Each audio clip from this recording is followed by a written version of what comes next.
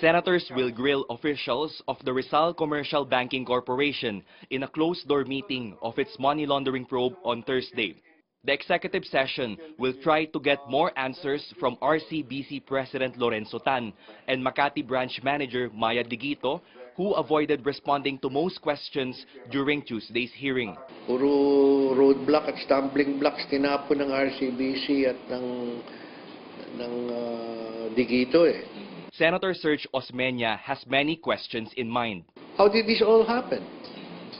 How did Digito use or misuse her powers as a branch manager? What specifically did Digito do to bring this about?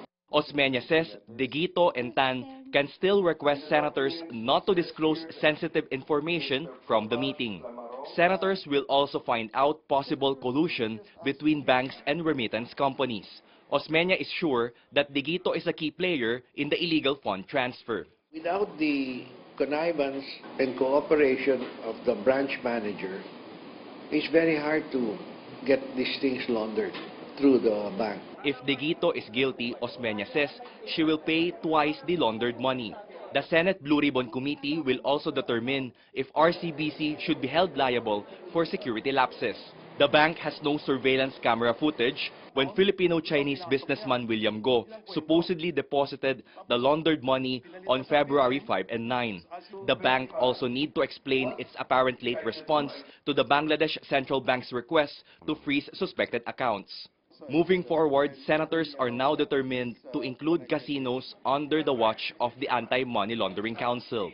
But state-run Philippine Amusement and Gaming Corporation says this is unnecessary as money laundering can happen even before the money ends up in casinos.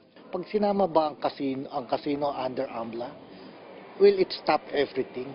Kasi in the first place, yung pera nila sa bank, umiikot na yan eh. So they could withdraw it anytime. Bangladesh wants more answers. It wants to get back the money, but senators believe that seems impossible to accomplish.